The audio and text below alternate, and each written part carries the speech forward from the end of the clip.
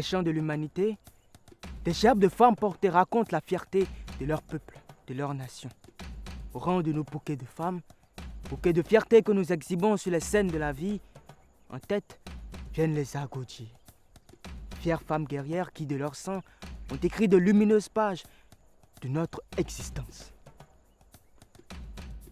Puis de nos paysages, d'autres visages de femmes émergent. Avec la chaleur de leur voix, la lumière de leurs yeux et la brillance de leur esprit, nous nous révélons au monde entier comme un pays béni, une terre où se cultivent de belles et braves femmes. Voilà pourquoi au pied de l'Amazone, je tire mon chapeau à toutes les femmes de ma terre. Et pour ceux qui doutent encore de la qualité de femme qu'est la béninoise, je m'en vais vous en présenter une, vous m'en direz des nouvelles. Vous doutez, n'est-ce pas? Très bien. Alors venez avec moi. Prenons la route. Non, prenons plutôt l'air. Oui. Installons-nous sur le dos de la tortue qui vole, le Goussouré, et prenons notre envol. Atterrissage dans quelques secondes à Logosoré, au cœur même du pays des collines.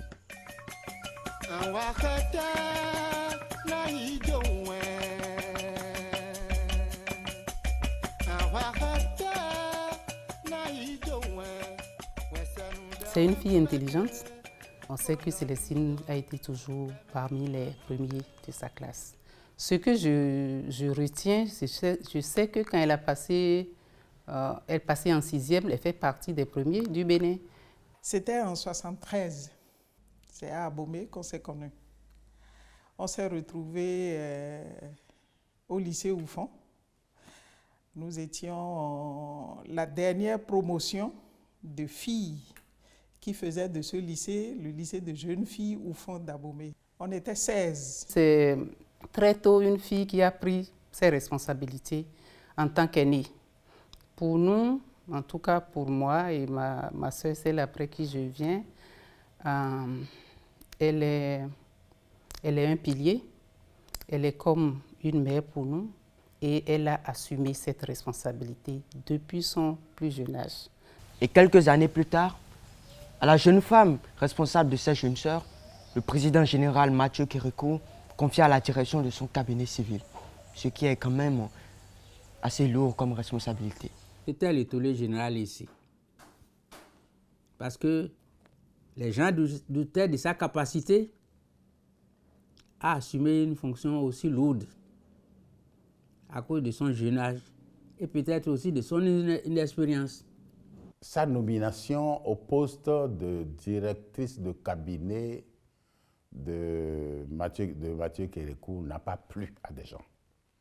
Ah non, ça n'a pas du tout plu à des gens. Et on lui a fait une guerre effrénée quand elle était dans cette fonction-là. De loin, je voyais. Je dis une guerre comme les Béninois savent le faire, en employant tous les moyens possibles. Donc, elle a beaucoup souffert. Elle a beaucoup souffert dans cette fonction-là, ça là je le sais. Et là, elle a subi pas mal de tentatives d'assassinat. Ça je vous le dis, et elle le dit rarement. Elle le dit rarement. Célestine le dit rarement. Elle le dit donc aux gens qui sont proches. Et je pense que c'est la velléité qui s'est développée autour de ça. Et le fait qu'elle a beaucoup plus choisi d'être en sécurité pour sa survie, pour sa vie, pour son enfant, pour sa famille, c'est ça qui a fait que c'est ça qui l'a incité beaucoup plus à démissionner.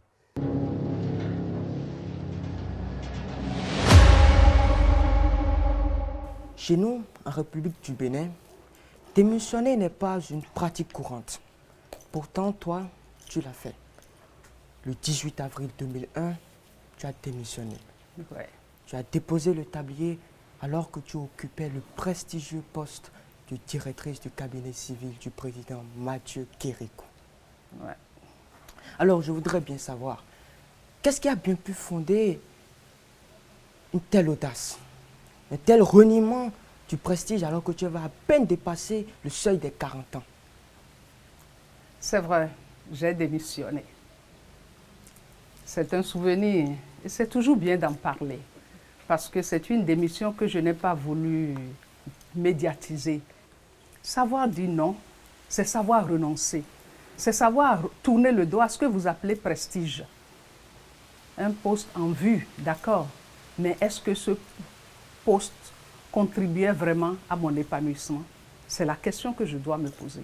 Et je me suis posé cette question après 4 ans auprès du président Mathieu Kérékou. Donc, je n'étais plus épanouie dans les fonctions. Et donc, j'ai su dire non. J'ai su tourner dos. Parce que quand vous dites non, quand vous tournez dos, quand vous refusez quelque chose, vous ouvrez la porte à quelque chose de plus grand, de plus important, de plus merveilleux, de plus épanouissant. Et ce que j'ai connu après 2001 sur l'échiquier politique africain, l'échiquier politique mondial est aussi grand, très grand et prestigieux. J'ai été sur la crise ivoirienne, vous le savez. J'ai été sur d'autres fronts en Afrique, vous le savez. Je n'aurais pas connu ça si j'étais resté directeur de cabinet, même si ce poste m'ouvrait ou m'a ouvert beaucoup de portes auprès des présidents, des chefs d'État d'Afrique et du monde.